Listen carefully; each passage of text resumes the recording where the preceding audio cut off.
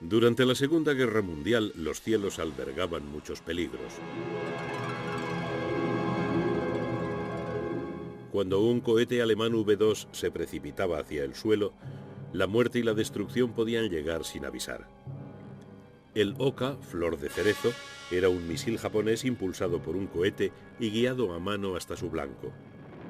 Los aviones suicidas japoneses, los kamikaze, fueron una de las armas más terroríficas de la Guerra del Pacífico. Pero existía otra arma japonesa que constituía una amenaza para el continente americano. Globos cargados de bombas, impulsados por la corriente a través del Pacífico para llevar su carga mortífera desde Alaska a México. Estos globos bomba fueron quizás el artefacto secreto más extraño de la Segunda Guerra Mundial. En la mañana del 18 de abril de 1942, casi 6 meses después del comienzo de la guerra en el Pacífico, una fuerza especial norteamericana navegaba hacia Japón. Con un mar muy picado, despegaron del portaaviones Hornet 16 bombarderos B-25 del Ejército del Aire de Estados Unidos. Su objetivo principal era Tokio. Los bombarderos norteamericanos causaron escasos daños en la capital japonesa, pero el efecto psicológico de la incursión fue enorme. Uno de sus resultados indirectos fue la aceleración de los planes de una de las más insólitas campañas de la guerra, la primera ofensiva transoceánica de globos automáticos de la historia. Los norteamericanos habían demostrado que las islas japonesas eran vulnerables a los ataques a gran distancia. Los japoneses decidieron efectuar una ofensiva de represalia a mayor distancia aún.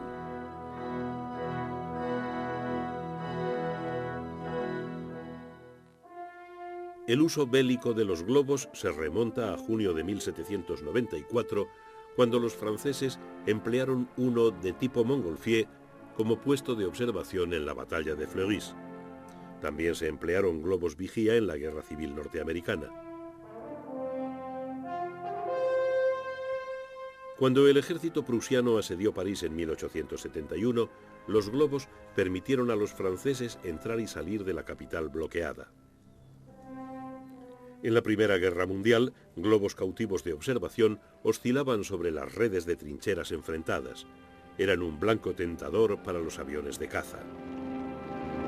Los observadores iban equipados con paracaídas y reventar globos se convirtió en tarea de especialistas. En ese mismo conflicto, las aeronaves alemanas denominadas Zeppelines, por el nombre de su inventor, el conde Ferdinand Zeppelin, llevaron a cabo la primera ofensiva de bombardeo estratégico permanente sobre objetivos del Reino Unido. A pesar de su tamaño, los enormes Zeppelines resultaron frágiles instrumentos bélicos. Los británicos emplearon la autonomía de estas aeronaves para tareas de patrulla marítima.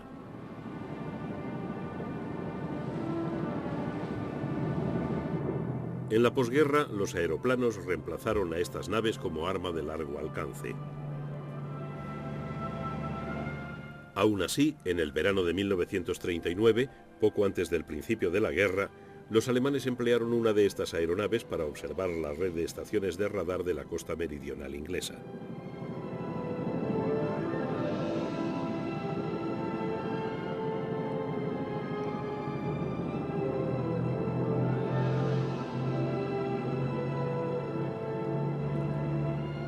En 1943, en plena guerra, los norteamericanos empleaban con éxito estas naves para patrullar sobre sus vitales convoyes del Atlántico.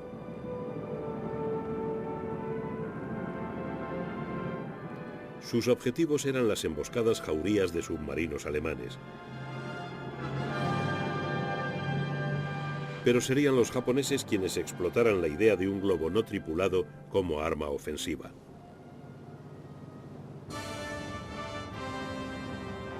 El 7 de diciembre de 1941, con su golpe inaugural de la Guerra del Pacífico, los japoneses demostraron el poder destructivo de los aparatos transportados en portaaviones.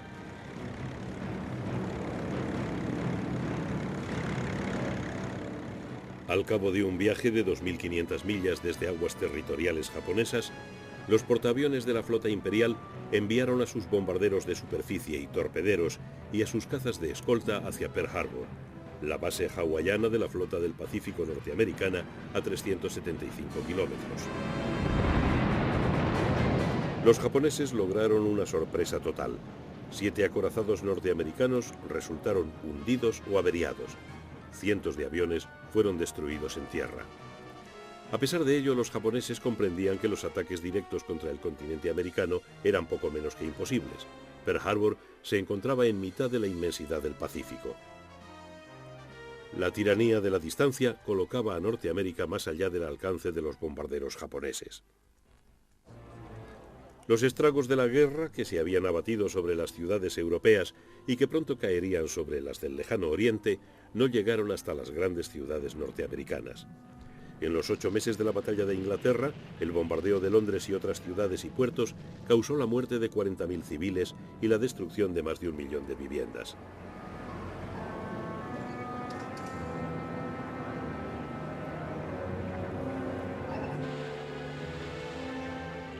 Los japoneses decidieron fabricar globos que cruzaran el Pacífico para soltar bombas incendiarias y de fragmentación sobre las granjas, los bosques y las ciudades. Pensaron que ello provocaría un efecto devastador sobre un público estremecido por Pearl Harbor y acostumbrado a creerse invulnerable a todo ataque enemigo. En los primeros 6 meses de la guerra, los japoneses se habían hecho con un imperio en el lejano oriente y en el Pacífico que dejaba en mantillas las conquistas del propio Hitler.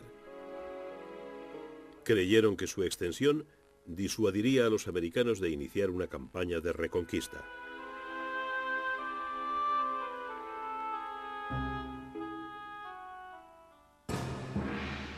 En septiembre de 1940, más de un año antes de que los japoneses entraran en guerra, el arquitecto de su proyección hacia el Pacífico, el almirante Isoroku Yamamoto, había advertido seriamente al emperador Hirohito: si se me ordena luchar sin pensar en las consecuencias, avanzaré sin inconvenientes durante los primeros 6 meses o un año, pero no garantizo en absoluto el segundo o tercer año.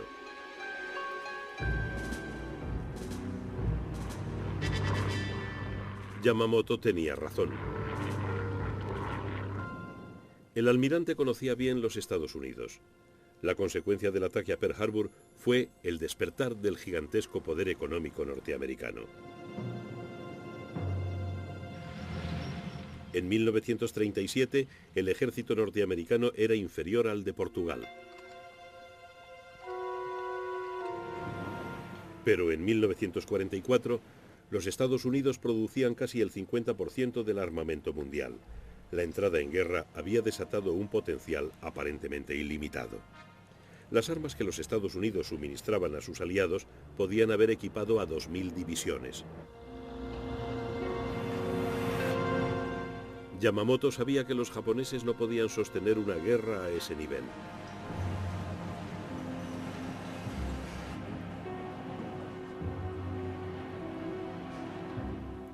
El poder industrial norteamericano se aplicó a la campaña en las inmensidades del Pacífico, en donde el elemento fundamental no sería el acorazado, sino el portaaviones.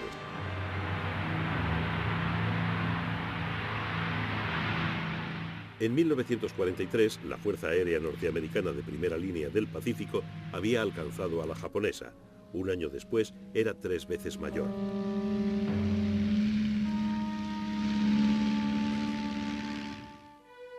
Después de la decisiva victoria naval norteamericana en la gran batalla entre portaaviones de Midway en junio de 1942, el control japonés sobre su imperio del Pacífico empezó a debilitarse.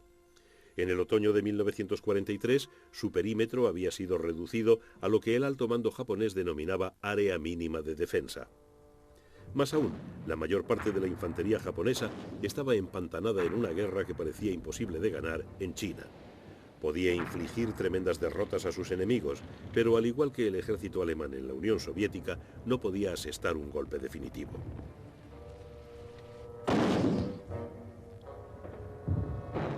Los problemas del tiempo y la distancia acuciaban a los japoneses.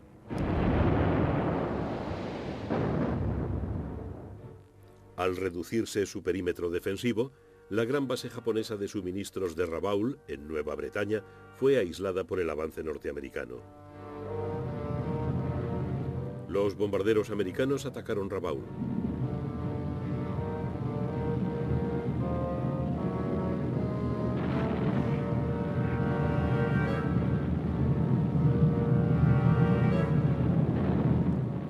Pero las fuerzas anfibias norteamericanas no hicieron ningún intento por capturar Rabaul.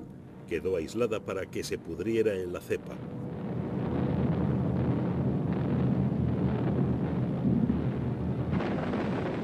En noviembre de 1943, los americanos habían desembarcado en Tarawa, una isla del archipiélago de las Marshall, en el Pacífico Central, 1000 millas al nordeste de Rabaul y en el límite extremo del perímetro defensivo japonés. En la dura batalla por Tarawa, los norteamericanos recibieron unas lecciones vitales para la campaña anfibia que les esperaba. Uno de los objetivos clave de los norteamericanos era el conjunto de las Marianas, un trampolín para ataques aéreos sobre las islas japonesas. En el otoño de 1943, la flota americana del Pacífico había sufrido una transformación completa. El núcleo de sus veloces fuerzas aeronavales eran los nuevos portaaviones de la clase Essex, poderosamente armados y equipados con 100 aparatos. Las fuerzas especiales y las operaciones anfibias que arropaban iban apoyadas por gigantescos convoyes navales, algo para lo que la economía norteamericana de guerra estaba perfectamente adaptada. La estrategia de saltos de isla en isla por el Pacífico se sostenía sobre un colosal esfuerzo logístico.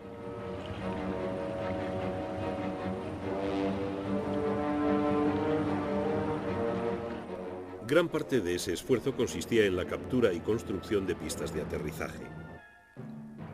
Una vez terminadas, estas pistas se empleaban para establecer zonas superpuestas de control aéreo que permitían a las fuerzas anfibias rebasar las guarniciones japonesas aisladas.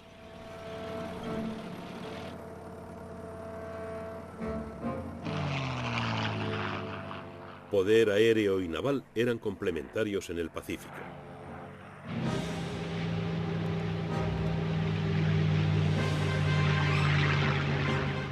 En cambio, la Armada japonesa, en acción constante desde diciembre de 1941, había sufrido graves pérdidas.